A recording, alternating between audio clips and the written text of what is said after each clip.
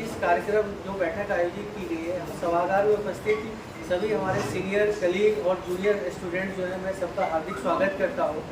विशेष जो 29 अक्टूबर को चलो राजघाट कार्यक्रम रखा गया है, जो ये मूवमेंट है, इसके बारे में हमारे जो सीनियर IMA DMA के बैठे बेदी सर हैं, लेखी सर हैं, DRI सर हैं, सैनी सर हैं, ग्लेडविन त्यागी सर हैं, मैडम हैं, तो ये लोग बताएंगे, मार्गदर्शन करेंगे। ये सबको पता है एजेंडा और 29 के लिए हमें क्या करना है, मार्गदर्शन, क्योंकि काफ़ी हेक्टिक शेड्यूल है। लोग दिल्ली में रात भर मीटिंग चल रही है। कार्यक्रम शुरू होने के पहले ही डॉक्टर अश्विनी डांडिया सर आके 2 मिनट में सर चले गए। उन्होंने बोला कि धनंजय मुझे हिंदूराव जाना है, तो हम लोगों ने सर को बोला कि ठीक है सर, थैंक यू, मगर आप लोग हमें मार्गदर्शन करेंगे। हमारे RTA के प्रेसिडेंट डॉक्टर नितेश, ये कन्वोकेशन था आज UCMS का, तो ज़्यादातर लोग उधर गए थे। स्टूडेंट यूनियन के भी प्रेसिडेंट हैं, हमारे कर्मचारी यूनियन के जनेश जी, हंसराज जी हैं, हमारी नर्सिंग ऑफिसर्स यूनियन जो है इसके प्रेसिडेंट और सेक्रेटरी जितेंद्र जी और गीतेश पांड्या हैं। तो ये क्योंकि ये जो कुछ कॉमन इश्यूज़ हैं जो हेल्थ केयर प्रोफेशनल्स के अगेंस्ट वायलेंस होता है, इसके सफर हम सब हैं। हर डॉक्टर भी है, टेक्निकल स्टाफ भी है, नर्सिंग स्टाफ भी हर है। कुछ कॉमन इश्यूज़ हैं तो उसको भी ये लोग बताएंगे और बाकी सर का जैसा मार्गदर्शन होगा हम लोग उसके अनुसार काम करेंगे। थैंक यू सर, आप लोग आए, मैडम थैंक यू। सब लोगों ने काफ़ी दिन रात कार्यक्रम को सफल बनाने के लिए कर रहे हैं। और मैं विशेष करके हमारे केहर सिंह जी जो हैं, हर कार्यक्रम के जो कहते हैं कि वो ध्रुवी है, तो केहर सिंह जी और जो हमारी टीम है, मैं आपका भी धन्यवाद करता हूँ। Thank you. हमारे IMA के former secretary general doctor DR Rai, former president doctor Kumar Gandhi, हमारी present finance secretary doctor Mamta Sharma ji, madam Gandhi ji, और माय यंग डॉक्टर्स एंड हमारी नर्सिंग फेडरेशन के लोग, कहाँ सर, एंड कर्मचारी यूनियन के sir. Your talk was very inspiring कि हम सब एक हैं। हम एक माला सुनते हैं ना, माला में बड़े सारे मोती होते हैं, मोतियों को किसी को जोड़ने की जरूरत थी। तो डॉक्टर धनंजय के लिए मैं जोरदार तालियां चाहूंगा, डॉक्टर जी के लिए उस माला को जोड़ने का काम आप लोगों ने किया है। Thank you so much. आज तक हम अपनी लड़ाई अकेले अकेले लड़ते जा रहे थे। सर आपने कहा कि संगम, yes, today is a sangam when we all are sitting together, क्योंकि ये लड़ाई मेडिकल प्रोफेशन की है, जिसके अंदर नर्सिंग भी आती है, जिसके अंदर पैरामेडिकल स्टाफ भी आता है, जिसे सब कुछ आते हैं। मैं बात ही नहीं करूंगा कि हमारी क्या क्या प्रॉब्लम्स हैं, वो सब आई थिंक अभी तक सब लोग जान चुके हैं, लेकिन उस प्रॉब्लम को सॉल्व करने के लिए हम कितने जागरूक हैं, इसकी जरूरत है। ये जो यंग डॉक्टर्स मेरे साथ बैठे हैं, ये सबकी लड़ाई, मेरी लड़ाई, आपकी लड़ाई, ये सबकी हमारी लड़ाई है। ये जब कहूंगा कि नहीं तुम्हारी लड़ाई है या मेरी लड़ाई है, नो, ये सबकी हमारी लड़ाई है और इसको हमें इकट्ठे मिलकर ही लड़ना होगा और इसमें विजय हमारी ही होगी। लेकिन तभी संभव है, ये विजय तभी संभव है जब हम एक होंगे। अभी आप सब लोगों ने क्या किया, हमने सबने दशहरा मनाया।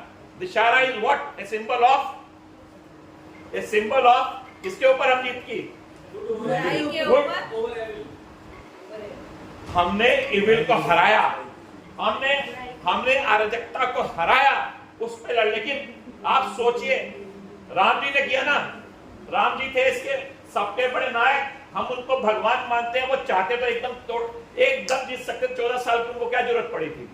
लेकिन यदि आप उसको ध्यान से सुनिए तो उन्होंने ये हमारे को एक शिक्षा दी कि आप अकेले रह के कुछ नहीं कर सकते हो। मैं भगवान हूं, मैं तब भी मार सकता हूं, लेकिन हमारे लिए उन्होंने शिक्षा दी कि बेटा इकट्ठे हो जाओ।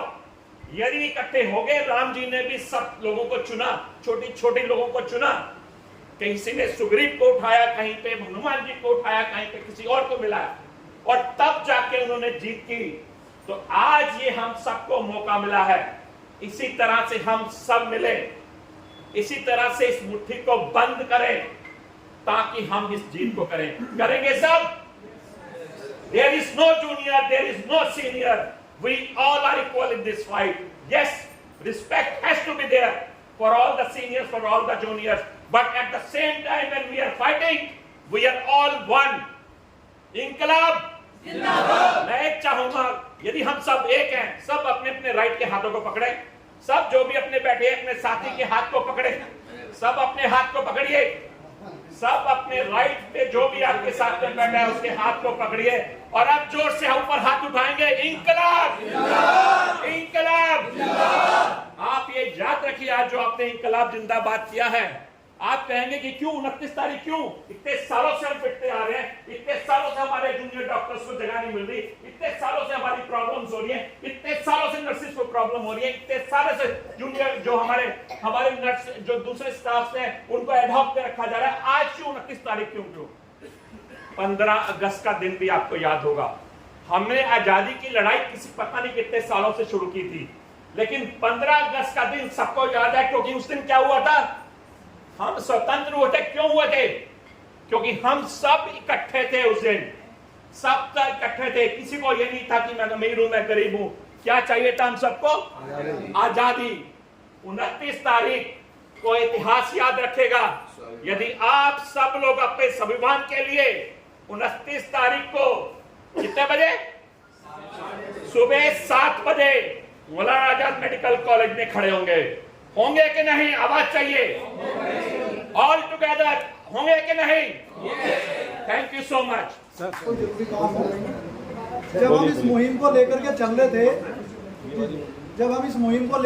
रहे थे, तो कई लोगों के बीच में हम गए और एक जो इशू हमारे सामने आया, जो एलाइड हेल्थ प्रोफेशनल है उनकी तरफ से, मैं आप सभी जो सम्मानित साथी यहाँ पे बैठे हैं, खासकर डॉक्टर सैनी, डॉक्टर राय और आप सभी सीनियर मोस्ट साथी, आपकी नॉलेज में लाना चाहता हूँ कि जो चीज़ें सामने आई हैं, एक उसमें सबसे बड़ी चीज़ है एलाइड हेल्थ प्रोफेशनल की एक काउंसिल बननी है।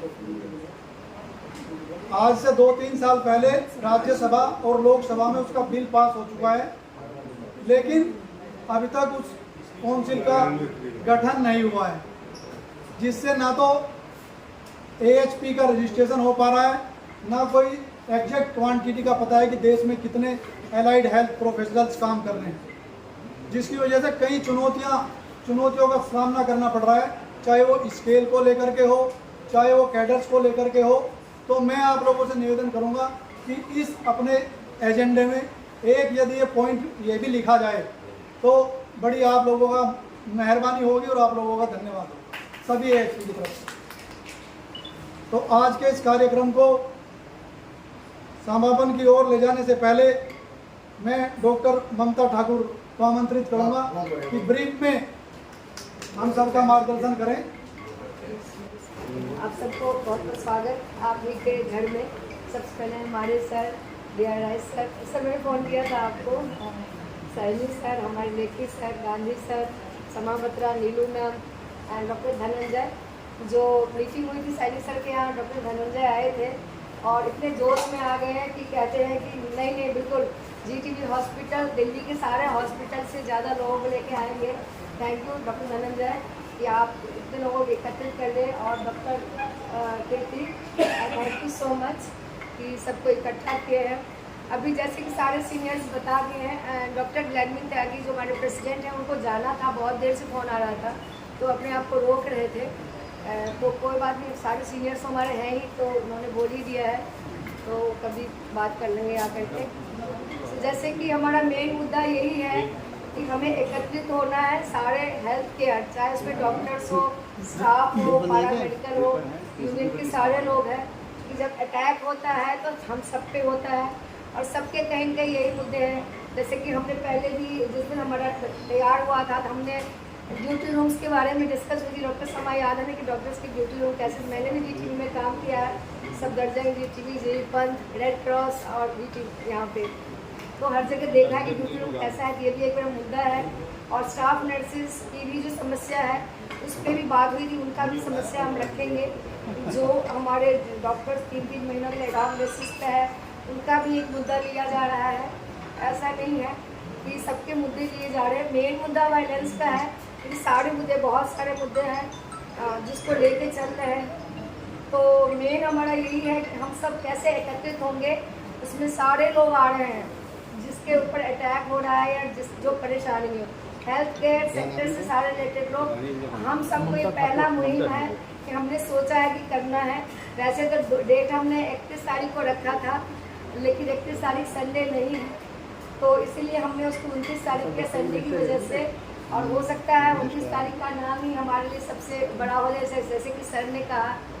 और जैसे कि रामायण की बात चली है कि रामायण में राम जी पहले कितना मैसेज दिलाते थे रावण को कि समझौता कर लो, सीता जी को वापस करो, हम लड़ाई नहीं चाहते, हम लंका जलाना नहीं चाहते।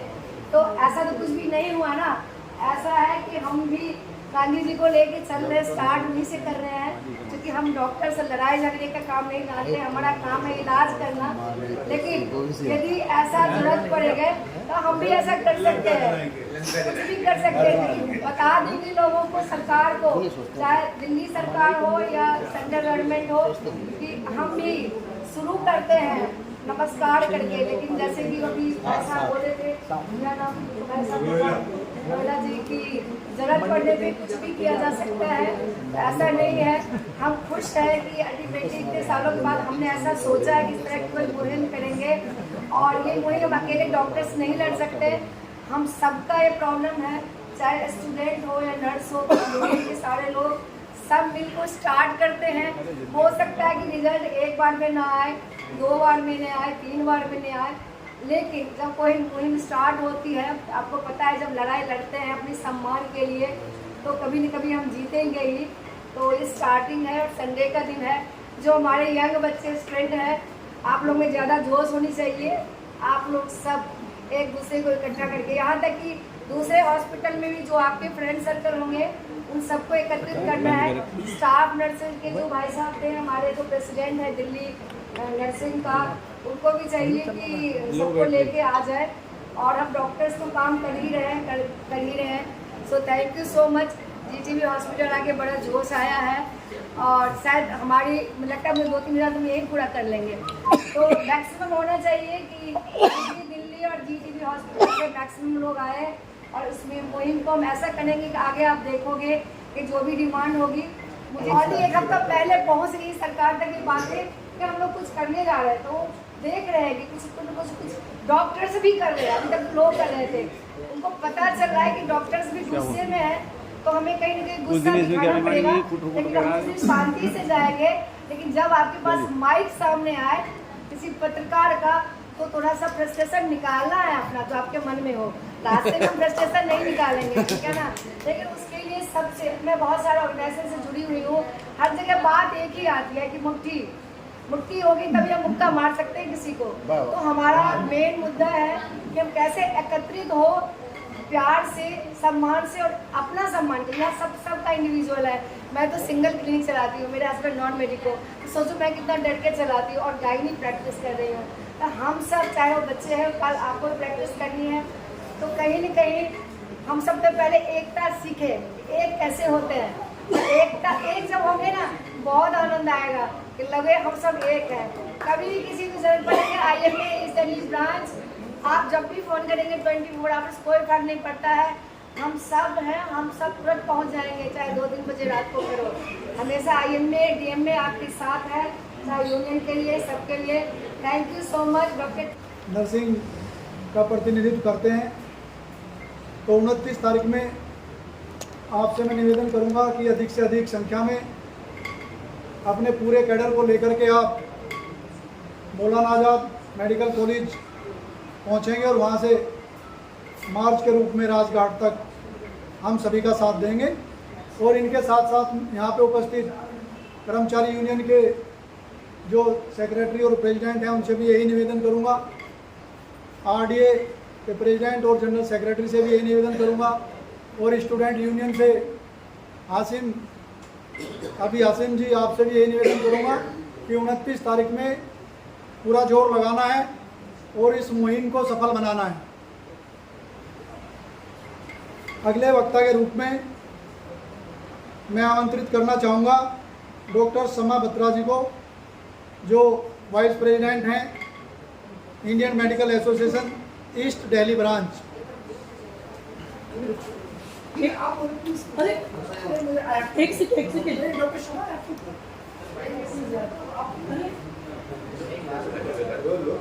बोलो बोलो। कोई बात नहीं। बोलिए। चलो कोई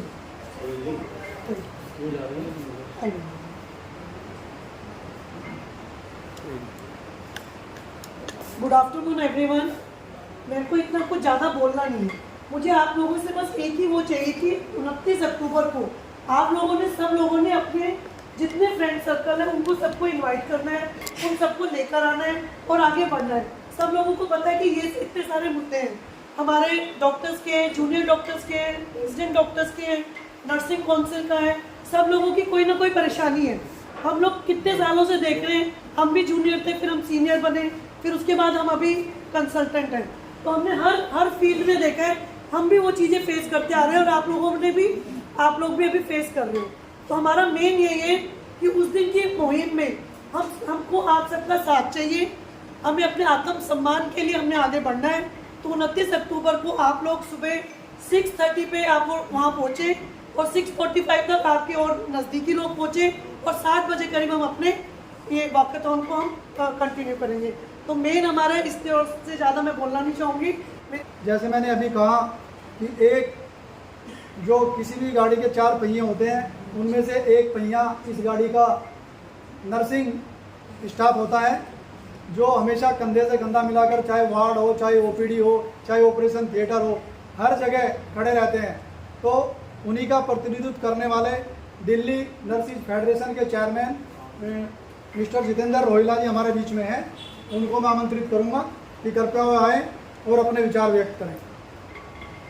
मिस्टर जितेंद्र रोहिला, सभी जोरदार तालियों से स्वागत करेंगे। नमस्कार सभी को।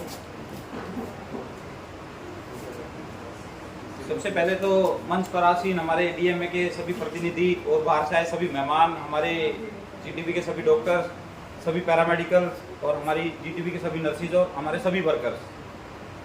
अभी बताने को तो बहुत सारी चीज़ें अभी हमारे जनेश जी ने बताई, हमारे डॉक्टर्स ने बताई, हमारे सभी डीएमए के प्रतिनिधि ने बताई। सभी ने एक चीज़ बताया कि झगड़ा कि भी डॉक्टर्स पिटते हैं, स्टाफ पिटते क्यों है, वहाँ तक किसी ने नहीं जिक्र किया। पिटने का सबसे बड़ा कारण हम 2 तरह पिटते हैं, एक तो पेशेंट से पिटते हैं, एक हमारी शॉर्टेज के कारण पिटते हैं। वहाँ तक कोई नहीं पहुँचता है कि क्यों पिट रहे हैं। सभी डिपार्टमेंट्स में, गवर्नमेंट सेक्टर में आप कहीं भी देखोगे, सभी जगह पे डॉक्टर्स की कमी है, पैरामेडिकल्स की कमी है, नर्सिंग स्टाफ की कमी है। एक डॉक्टर्स को जहां पे एक ओपीडी के अंदर 10 या 20 पेशेंट देखने, वो 150, 200, 300 पेशेंट देख रहा है। यही हो रहा है। वजन कहाँ है डॉक्टर्स के ऊपर। पेशेंट्स या पेशेंट का अटेंडेंट भी इसीलिए टॉलरेट नहीं करता क्योंकि वो उसको टाइम से कुछ मिल नहीं रहा है। एक तो रीजन ये है। दूसरे असामाजिक लोग आते हैं जिनके कारण हम शिकार होते हैं। यही होता है ना। सबसे बड़ा रीजन जो दिल्ली सरकार के अंदर, या फिर मैं देखो, मैं अगर दिल्ली सरकार की अंदर में काम कर रहा तो मैं अपने ही सेक्टर की बात करूंगा कि एक गवर्नमेंट सेक्टर के अंदर हम कैसे कैसे सफर करते हैं। भाई डॉक्टर शॉर्टेज है तब गवर्नमेंट नहीं सुनती है, नर्सिंग स्टाफ शॉर्ट है तो नहीं सुनती है, टेक्नीशियन शॉर्टेज है तो नहीं सुनती है। काम उनको सभी चाहिए। साल में एक नेशनल डिजास्टर आ जाता है, कोई ना कोई आता है, तब बिल्कुल अस्पताल को दुल्हन की तरह सजा दिया जाता है। यही होता है ना। क्यों सस्ता है? क्योंकि दिखाना होता है ऊपर।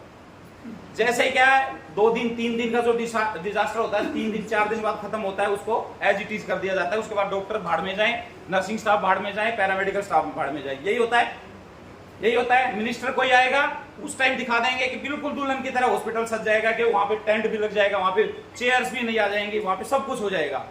क्यों? क्योंकि वहां पे क्या अलर्ट सर्विस होती है, उनको रिपोर्ट देनी होती है। उसके बाद में डॉक्टर्स पिटता रहे, पैरामेडिकल स्टाफ पिटता रहे, नर्सिंग स्टाफ पिटता रहे, उसके बाद कोई गवर्नमेंट, कोई प्रशासन, किसी का कोई लेना देना नहीं है।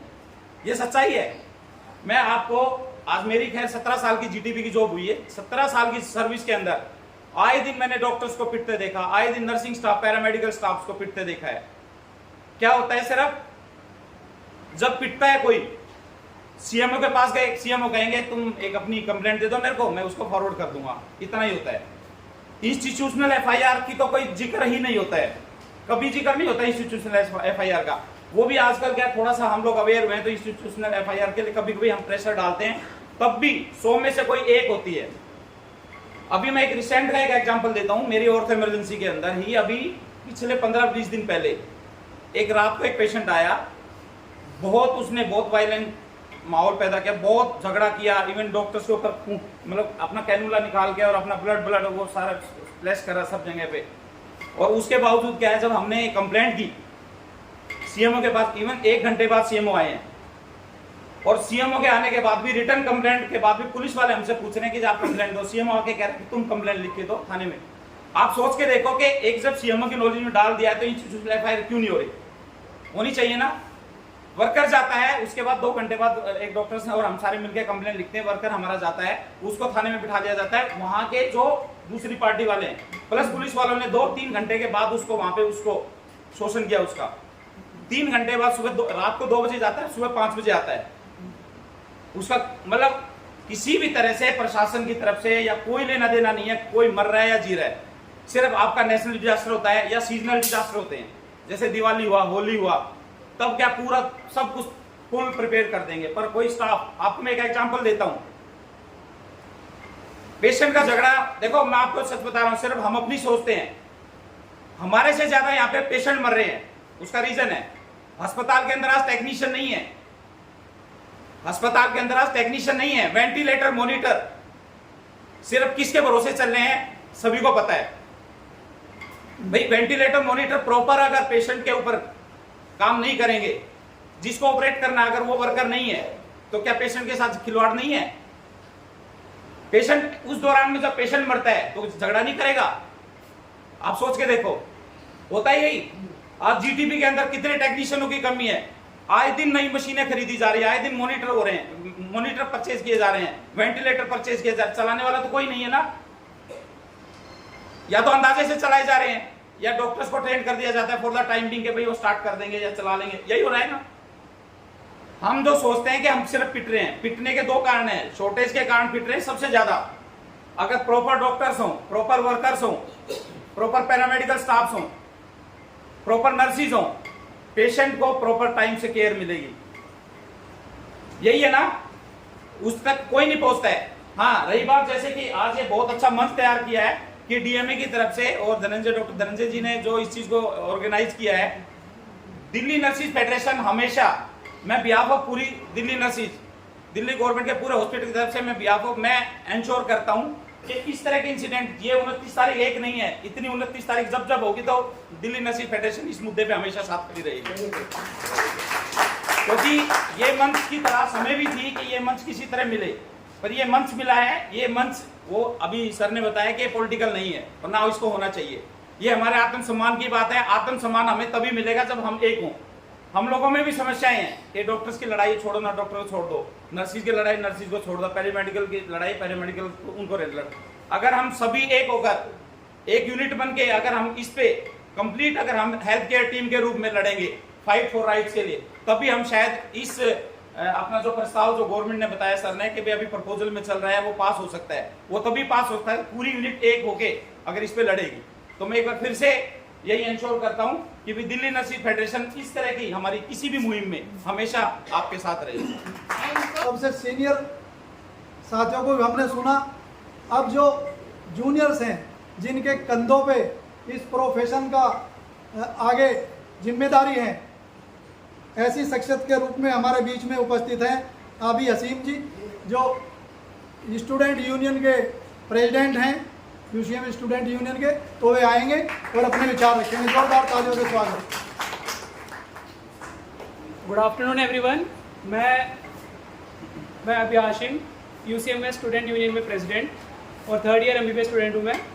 तो जैसे आप सबको अब तक पता चली गया है कि हम यहाँ पे क्यों इकट्ठा हुए हैं, क्या पर्पस है हमारे यहाँ पे आने का।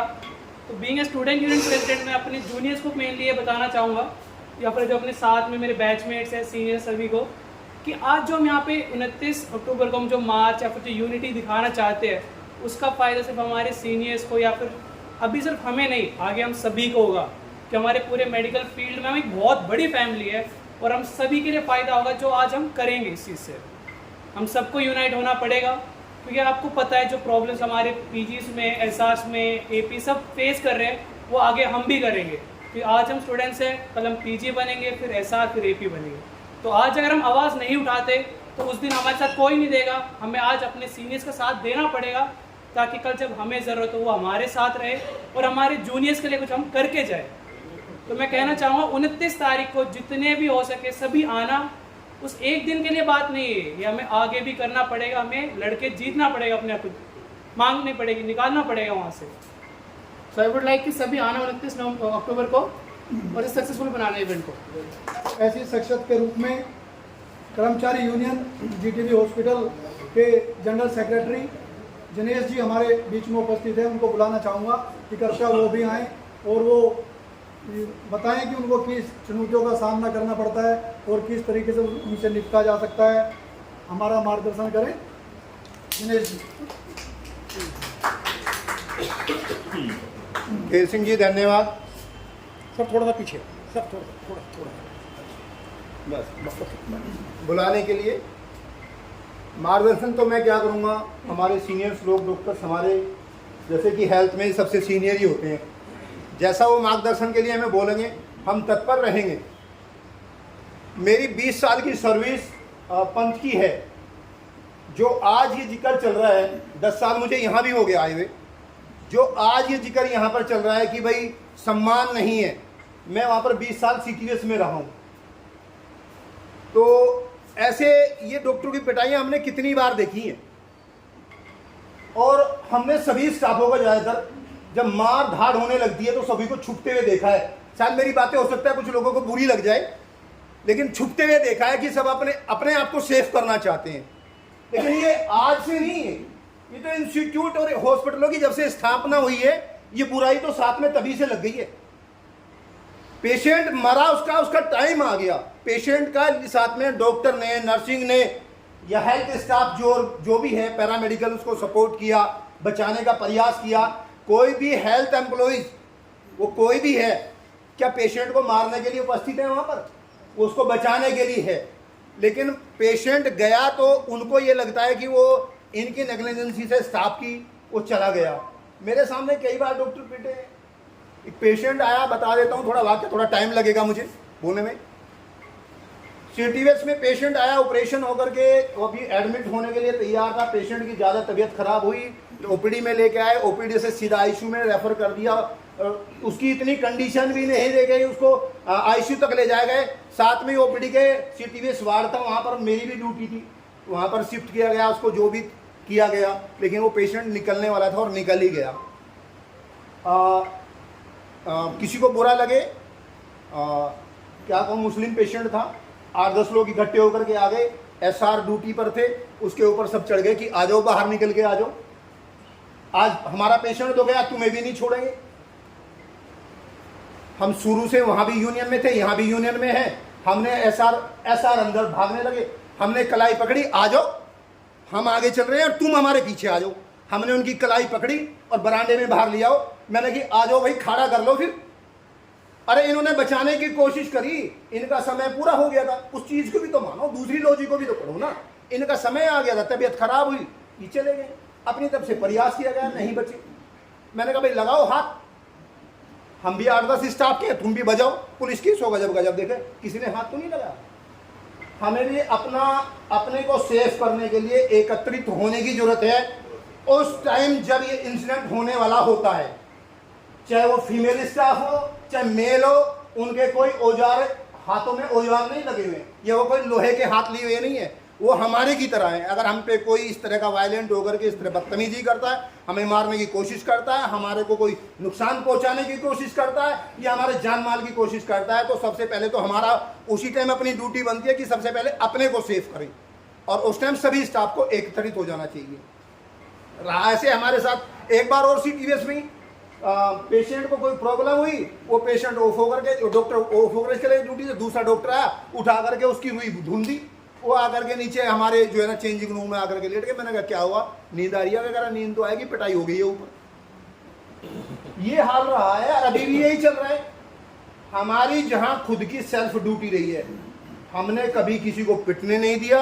हम हमेशा अड़ गए हैं अपनी बात पर और हम रहे हैं इसी तरह के, क्योंकि पहले भी वहाँ यूनियन में थे। कुछ यूनियन वाले होते भी पैरामेडिकल वगैरह में तो थोड़े अक्कड़ होते ही हैं जी, कुछ भी कहें आप। लेकिन अपने आप को सेफ करने के लिए हमें भी टाइट होना पड़ेगा। कैसे हाथ उठा देगा उन ड्यूटी हम पे कोई भी बाहर का पर्सन आकर के? हमें पहले तो अपने लिए ये ठीक है, एक हम अपना बड़ा एक लेकर के ये पैनल चल रहे हैं बड़ा लेकर के, इसको सरकार को दिखाना चाह रहे हैं। सबसे पहले तो सरकार बनाए या ना बनाए किसी चीज को, बनवा के छोड़ेंगे जब उन्होंने किसी चीज को लिए हमको प्रॉमिस किया है, बनाएंगे क्यों नहीं। सारी चीजें चलती हैं, आज हम अपने सम्मान के लिए कर रहे हैं, लेकिन कल के लिए इसके लिए आप लोग तैयार हो। आपके साथ पैरामेडिकल यूनियन और यहाँ की क्लास 4 यूनियन बिल्कुल डॉक्टरों के साथ में है। लेकिन बात ये कि हमें सेफ पहले अपने आप को यहाँ करने के लिए भी कदम उठाना चाहिए। डॉक्टर धनंजय जी हैं, उन्होंने हमारा आह्वान किया और जैसे भी वो हमें किसी चीज के लिए कहते हैं हम उनके साथ हैं, कंधे से कंधा मिला करें। लेकिन बात फिर दोबारा वही कहूंगा, अगर कोई इंसिडेंट होता है तो उसका मुकाबला करने की जरूरत है। अब वो टाइम नहीं रहा कि खड़े खड़े पिटते रहो। धन्यवाद। डॉक्टर नितेश कुमार जो president RDA resident doctor association, उनसे बेटर और कौन बता सकता है कि डॉक्टर की हालात क्या है, डॉक्टर किस चुनौतियों से गुजरते हैं। तो डॉक्टर नितेश।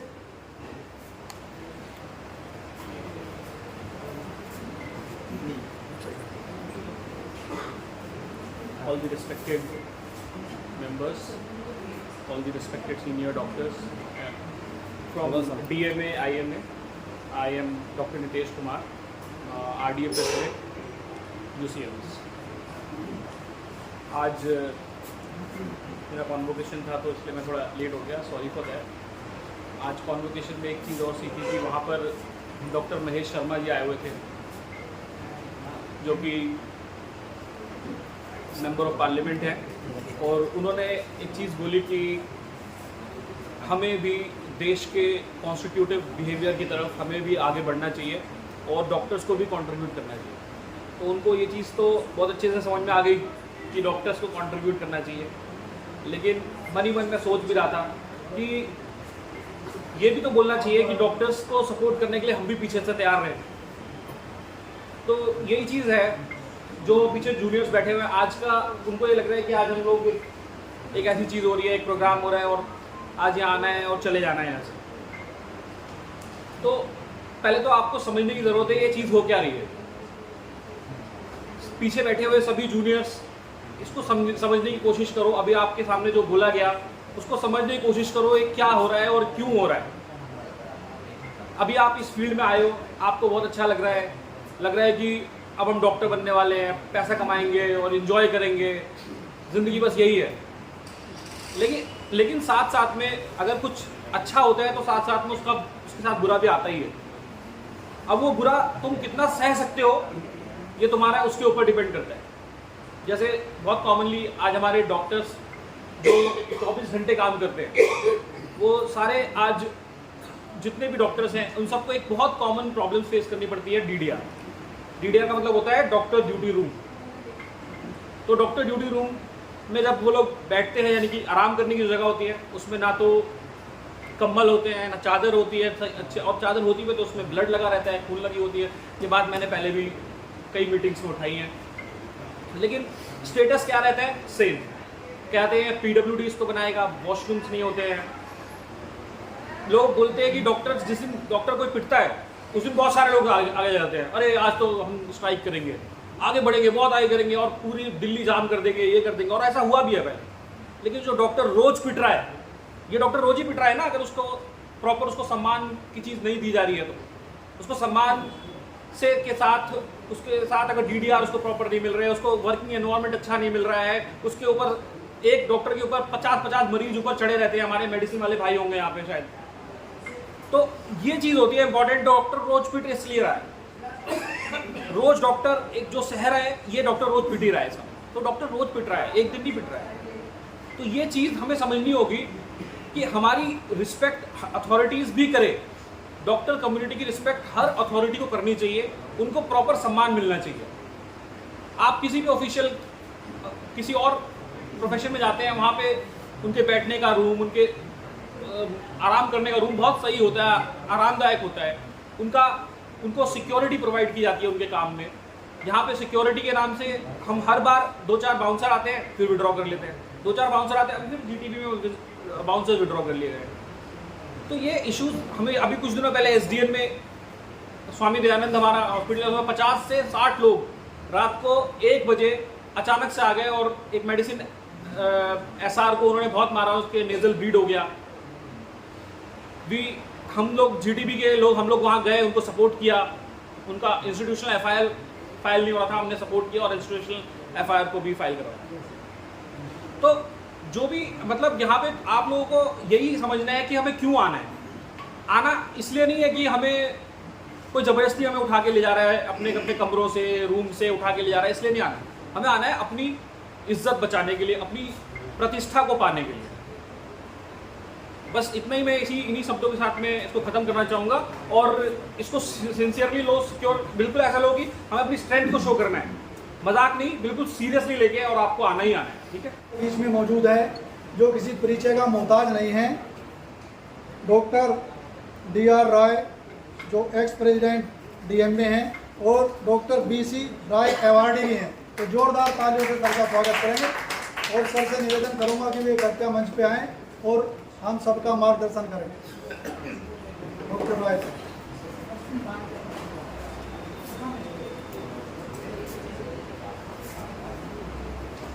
नमस्कार दोस्तों,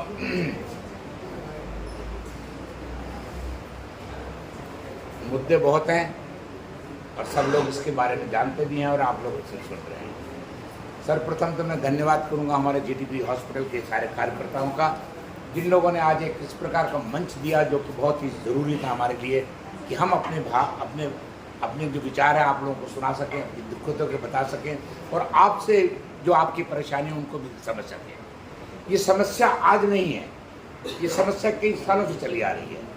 बदकिस्मती ये है कि हम लोग उठे नहीं। ये झगड़े आज के नहीं है, कई सालों से चले आ रहे हैं। डॉक्टर को ये कहा जाता था, रहा गया कि ये डॉक्टर तो भगवान का रूप है। दोस्तों, मैं कहता हूँ इस गलतफहमी मत रहो, हम भगवान का रूप नहीं है। हमसे सेवा जरूर करवाना चाहती है जनता, लेकिन जब देने का काम आता है उस वक्त दूसरों को दिया जाता है और डॉक्टर को भूल जाते हैं। आज 4 दशक से मैं लड़ रहा हूँ दिल्ली के अंदर आकर, एक नहीं 10 इश्यूज के ऊपर मैं लड़ चुका हूँ, लेकिन मुझे कहते हुए कोई शर्म नहीं आ रही है। दुख जरूर हो रहा है, लेकिन जो हम अचीव करना चाहते थे हमें कुछ नहीं मिला। मेरे को याद आता है जब मैं सेक्रेटरी जनरल था तो बैंकॉक में हमारी एक मीटिंग थी, इंटरनेशनल मीटिंग थी, जिसके अंदर हमें पता है क्या कहा गया था और उसके ऊपर बहुत बड़ी अच्छी चर्चा हुई थी। कहता save the doctor to save the patient. हम लोग ये कहते थे ना, सेव द पेशेंट, कहते no, save the doctor to save the patient. आप याद कीजिए अपने कश्मीर को, कश्मीर के अंदर आर्मी को भेजा गया, किस लिए? कि वहाँ का जाके जनता की रक्षा करो। और वो नौबत आ गई कि उस आर्मी वाले को अपनी रक्षा करने की नौबत आ गई थी, क्योंकि लोग उसको मारने लगे थे। आज हम डॉक्टरों की वही हालत है कि हम अस्पताल में लोगों की जान बचाने के लिए जाते हैं, लेकिन अब डॉक्टर को पहले अपनी जान बचानी पड़ती है। इसमें अगर कोई गलत है तो बता दीजिए। सबसे पहले एक अच्छे कर्मठ सिपाही की तरह एक जूनियर डॉक्टर, नर्सेस, हमारी पैरामेडिकल स्टाफ 24 घंटे अपने पैरों पे खड़े होकर ड्यूटी दे रहे हैं। उसके बावजूद भी जो उनको डिजर्व करता है उसके नाम के ऊपर सरकार हमेशा आंखें बंद कर लेती है और अनसुनी कर देती है। जैसे हमारे दोस्तों ने कहा कि थाली बजवा दी, सॉरी वायरल है, तो बजवा दी, उससे पर्पस सोल्व नहीं होगा। और ये मैं दूसरी बात आप लोगों के साथ एक शेयर करना चाहता हूँ। मेरे सब मित्रों ने आपसे कहा और कुछ और भी कहेंगे, मुद्दे सबको मालूम है, लेकिन हम लोग डिवाइडेड हैं। इसमें मुझे कोई कहने में शर्म नहीं आती। सरकारी डॉक्टर के ऊपर जब कुछ होता है तो लोग क्या कहते हैं, अरे यार तो गवर्नमेंट वाले डॉक्टर हमारे ऊपर थोड़ी है, हमारे मतलब प्राइवेट वाले पे होता है तो कहा जाता है अरे गवर्नमेंट वाले, ये प्राइवेट। मेरे भाई, ना तो ये गवर्नमेंट का सवाल है ना प्राइवेट का सवाल है, ये प्रोफेशन का सवाल है, ये डॉक्टर के ऊपर है। अगर आज वो गवर्नमेंट डॉक्टर के ऊपर हो रहा है, कल प्राइवेट पे होगा। जो आज गवर्नमेंट में बैठा है वो कल प्राइवेट में जाएगा, जो आज प्राइवेट में वो कल गवर्नमेंट में जाएगा। तो ये लड़ाई हमारी स्वाभिमान की, डिग्निटी की, सिर्फ मेडिकल प्रोफेशन की इज्जत को बचाने के लिए, ये बहुत ही ज़रूरी हो गया है। और अगर आज भी हम अपने आप को नहीं उठेंगे तो मैं समझता हूँ कि जैसे पहले चलता आ रहा है वही चलता रहेगा। दुनिया सुनती है हमेशा नंबर को, कि कितना नंबर आपके साथ है, कितने लोग आपके साथ हैं, वो हमको दिखाना पड़ेगा। और ख़ास तौर से मैं कहूँगा हमारे यहाँ के कर्मठ कार्यकर्ताओं को, GDB के, यहाँ पर रेजिडेंट डॉक्टर्स की भरमार है, स्टूडेंट्स की भरमार है, स्टाफ की भरमार है, नर्सेस की है। अगर चाहें तो हमारे 2-2.5 हज़ार लोग यहाँ से ही इकट्ठे हो सकते हैं और हमको उसको करना चाहिए। मेरी आपसे हाथ जोड़ के निवेदन है कि इस चीज़ को दिखाने के लिए आप लोगों को ये करना चाहिए। और यहाँ से जितनी अगर आपको बसेस की जरूरत है, हम आपको वादा करते हैं कि बसेस आपके दरवाजे पे आ जाएंगी। लेकिन 29 तारीख को 6:30-7 बजे तक आप लोग राजघाट मौलाना आज़ाद मेडिकल कॉलेज पहुँचिए, ताकि समाज को पता लगे, सरकार को पता लगे, दुनिया को पता लगे कि भाई अब डॉक्टर सोने वाला नहीं है, अब डॉक्टर जाग चुका है। और कहते हैं जब तक आप अपनी लड़ाई को नहीं लड़ोगे कोई नहीं सुनने वाला। ये लड़ाई आपकी है, ये लड़ाई आपके द्वारा है, ये लड़ाई आप खुद लड़ रहे हो। तो हमको ये ना सोचे कि मैं किसी के लिए क्यों जा रहा हूँ ना। आज अगर हम कहें, आप यहाँ पे मेरे कई सीनियर डॉक्टर्स बैठे हैं जो जिनको डॉक्टर बने आज 30 साल हो गए। मैंने 1970 के अंदर MBBS किया था। 1970 के अंदर मैं घर पे आराम से बैठ सकता हूँ, लेकिन मेरे साथ इन लोगों ने मुझे साथ दिया जो इस जगह मुझे पहुँचाया। आज मैं अगर हम लोग लड़ रहे हैं सिर्फ आने वाली जनरेशन के लिए, कोई लान हमारे ऊपर असर नहीं करने वाला, because we have played our inning so nicely, we are not bothered. No, we are bothered for our younger generation, we are answerable to our younger generation, but we want support from all younger generation also. जब तक आप हमारा साथ देंगे, हम आपके लिए लड़ने को तैयार हैं और हम इस चीज़ को करके दिखाएंगे। बातें आई हमारे वकील के बारे में, बिल्कुल सही है। एक वकील को आप छेड़ के देख लीजिए, एक वकील को छेड़ के देख लीजिए शहर की क्या हालत हो जाती है। हमको ये बताना पड़ेगा कि डॉक्टर भी, हम लोग भी चुपचाप बैठने वाले नहीं हैं और हम जो चाहें हम कर सकते हैं। तो आप लोग सब एक चीज़ को जानते हैं। मैं आपसे ये निवेदन करूंगा कि आप 29 तारीख को संडे के दिन 6:30 बजे मौलाना आज़ाद मेडिकल कॉलेज में जितनी ज़्यादा संख्या में आप पहुंच सकते हैं पहुंचिए और लोगों को पहुंचाइए। और इस अभियान को, ये मार्च नहीं है, एक अभियान है, एक अभियान है इस मार्च के अंदर, जिसको हमको इसको सक्सेस करना ही करना है। और अगर हम आज भी चूक गए तो बहुत मुश्किल हो जाएगी। आप देख लीजिए, जैसे कि अभी डॉक्टर गांधी कह रहे थे कि 3 हफ्ते पहले जब हमने चालू किया था सोचते थे 7 आदमी थे, 10 आदमी थे। आज देख के खुशी होती है कि सब लोग यहाँ पर बैठे हैं। तो मेरी आप लोगों से यही निवेदन है कि आप 29 तारीख दोबारा याद दिला रहा हूँ, आप लोग अपने स्टूडेंट्स को, RDS वालों को, junior doctor, senior resident, junior residents और नर्सेस को और पैरामेडिकल स्टाफ को, सबको यहाँ से लेकर वहाँ पर पहुँचिए। और मैं विश्वास दिलाता हूँ, एक बार आप लोग वहाँ पहुँच गए तो सरकार को 1 नहीं 10 बार सोचना पड़ेगा कि हमें डॉक्टर से बनना नहीं। तो इससे पहले कि मैं दूसरे वक्ता को आपके समक्ष बुलाऊं, इस कार्यक्रम के जो मार्गदर्शक है, जिनके मार्गदर्शन में ये सब कार्यक्रम चल रहा है, डॉक्टर विनय अग्रवाल हमारे बीच में हालांकि नहीं है, लेकिन उन्होंने कुछ पंक्तियाँ हम सब के लिए भेजी हैं, कविता के रूप में हैं। उन सब को मैं आप लोगों के समक्ष पढ़ के सुनाना चाहता हूं। और मुझे लगता है उनको पढ़ने के बाद, उनको सुनने के बाद हम सब में ज़रूर एक जोश भरेगा और जो हमारा अंतर्मन है वो कुछ ना कुछ गवाही ज़रूर देगा। मैं रोज़ काल के कपाट से अनहोनी को मिटाता हूँ, मैं रोज़ काल के कपाट से अनहोनी को मिटाता हूँ, अपने सुख दुख से रह परे सबकी पीड़ा मिटाता हूँ। क्या इसीलिए मैं डॉक्टर कहलाता हूँ? मित्रों, डॉक्टर विनय अग्रवाल जी कह रहे हैं कि मित्रों, जगत का वसूल है कि शिकार करो या फिर खुद शिकार हो जाओ। दुनिया का दस्तूर है आवाज़ उठाओ या फिर बेवजह बेवक्त मिट जाओ। ये भी सच है कि जिसे अपने हक के लिए लड़ना नहीं आता, उसी का हक हमेशा छीना जाता है। क्या है हमारा हक? क्या चाहते हैं हम? हमारा मान सम्मान, हमारी सुरक्षा या कुछ और? हमें चाहिए हमारा आत्मसम्मान, हमें प्यारा है हमारा स्वाभिमान। हाँ, हमारा आत्मसम्मान ही हमारे लिए सर्वोपरि है, हमारी पहली और आखिरी प्राथमिकता। हम ऊंची आवाज़ें सहते हैं, हम धमकियां सहते हैं, मार तक खा जाते हैं, कभी कभी तो जान भी गंवाते हैं। दिन प्रतिदिन समस्याओं का विकराल रूप मुश्किलें बढ़ाता ही जा रहा है। जान बचाए या फिर जान पे खेल जाएं। अधिकारियों को हमारी ताकत का एहसास और उनके द्वारा समस्याओं का समाधान ही हमारा ध्येय है। अब समय की मांग है कि एक बार फिर से एकजुटता दिखाएं और अपने हक के लिए लड़ें।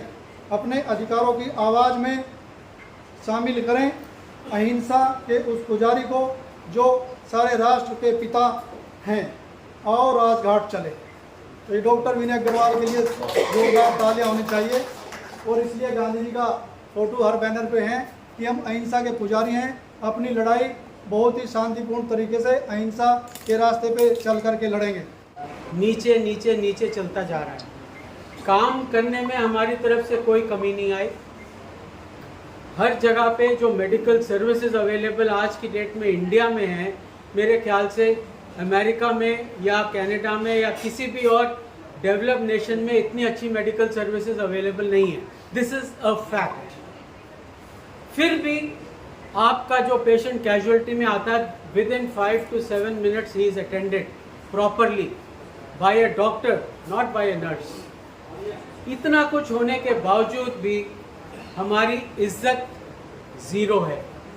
सब लोग समझते हैं कि ये तो इनकी ड्यूटी है, इनको करना ही पड़ेगा। हम भी मानते हैं कि हमने पढ़ाई लिखाई इसी काम के लिए की है कि हम सबको हेल्प कर सकें, हम सबका निवारण कर सकें दुख का। इसका ये मतलब नहीं है कि हमने अपनी ज़िंदगी जीनी छोड़ देनी है या हम अपना कुछ भी काम अपने हिसाब से नहीं कर पाएंगे। हर जगह पे हमारे ऊपर जो है कुछ ना कुछ नया, कोई ना कोई रेगुलेशन आ जाता है कि आप इतना करेंगे, आप ऐसे करेंगे, आप इतने पैसे लेंगे, आप यहाँ नहीं जाएंगे, आप ये दवाई इस्तेमाल करेंगे, आप वो सारी रेगुलेशंस हमारे पे है। और ये रेगुलेशंस लगाकर हर आदमी अपनी वाहवाही करवाता है कि देखो मैंने डॉक्टरों का दमन कर दिया, मैंने इनको नीचा दिखा दिया। फैक्ट है सर कि हम कब तक चुप रहेंगे। हम सारे बटे हुए हैं, बटे हुए इन द सेंस कि कोई सर्विस में है, कोई प्रैक्टिस कर रहा है, तो कोई अभी जूनियर डॉक्टर है, तो कोई अभी सीनियर रेजिडेंट है, तो कोई रिसर्च स्कॉलर है, कोई स्पेशलिस्ट है, तो कोई क्लिनिक सिंगल डॉक्टर चला रहा है, कोई हॉस्पिटल चला रहा है। इस तरह से हम थोड़े से बटे हुए हैं। हम इकट्ठे नहीं हो पाते हैं जब हमें ज़रूरत होती है। ये जो मुहिम हमने शुरू की है चलो राजघाट, ये सिर्फ और सिर्फ अपना आत्मसम्मान बढ़ाने के लिए है। हमें अपने आप को एकजुट होकर एक एहसास दिलाना है कि हम भी एक प्रोफेशन हैं, हम भी कुछ अस्तित्व रखते हैं। हमारी बातें भी, जो भी डिसीजन होता है वो हमसे पूछे बिना नहीं होना चाहिए। तो यही है, सिर्फ इस पूरी जो इतना हम लोग मेहनत कर रहे हैं, इतने जगह जगह जा रहे हैं, हर किसी को बता रहे हैं कि भाई आइए, जुड़िए। वहाँ पर संडे को 29 तारीख को सुबह 6:30 पौने 7 बजे नंबर्स दिखाइए, नंबर्स। अगर हमारे नंबर्स वहाँ पर इकट्ठे होंगे तो कल सरकार हमसे पूछे बिना हमारे प्रोफेशन से रिलेटेड कोई भी डिसीजन नहीं लेगी। और आज तक इतनी प्रॉब्लम्स हैं कि गिनती करें तो ख़त्म नहीं होती, और वो परपेचुअल प्रॉब्लम्स हैं जो पिछले कई सालों से चली आ रही हैं, चाहे वो सर्विस रिलेटेड हो, नर्सिंग होम रिलेटेड हो, जूनियर डॉक्टर से रिलेशन में हो, या हमारे बायोमेडिकल वेस्ट हो, या दिल्ली फायर सर्विसेज के जो हमारे ऊपर लगाई जाती हैं। ये सारी प्रॉब्लम्स चली रही हैं। तो हमारा एक ही मकसद है कि हम अपनी यूनिटी दिखाएं, हम अपनी स्ट्रेंथ दिखाएं कि हम एक दूसरे के साथ हैं, एक दूसरे में विश्वास रखते हैं। दिल्ली मेडिकल एसोसिएशन आगे का जो भी है वो सब अपने आप संभाल लेगा जब हमारी स्ट्रेंथ वहाँ नज़र आएगी और हर प्रॉब्लम उसी से सॉल्व होगी। फिर से मैं आपको रिक्वेस्ट कर रहा हूँ कि 29 तारीख को सुबह पौने 7 बजे मैक्सिमम आप सब मौलाना आज़ाद मेडिकल कॉलेज पे आइए, वहाँ पर हम सब इकट्ठे होकर अपनी स्ट्रेंथ दिखाएं। 10,000 15,000 लोग जब वहाँ से राजघाट तक चलेंगे, it is a symbolic walk, it is just कि हम अपने आप को एकत्रित कर रहे हैं, एकजुट कर रहे हैं। आइए और प्लीज़ ज्वाइन कीजिए with all the might you have. आप जिसको ला सकते हैं उसे लेके आइए। मैं तो रिक्वेस्ट करूँगा अपने सारी स्टाफ नर्स और नर्सेस को भी कि वो भी आएँ, क्योंकि जहाँ पर प्रॉब्लम्स डॉक्टर की होती हैं वहाँ पे डेफिनेटली प्रॉब्लम्स पैरामेडिकल और जो हेल्पिंग हैंड्स हैं उन सब की होती है। ऐसा नहीं है कि कैजुअल्टी में अकेला डॉक्टर पिटता है, और भी लोग पिटते हैं। यहाँ तक कि सिक्योरिटी गार्ड्स को भी आजकल कोई कुछ नहीं मानता। तो इन सब चीज़ों को हम कैसे मनवाएंगे? जब तक हम इकट्ठे नहीं होंगे तब तक नहीं होगा। So please come, that is my appeal. Thank you.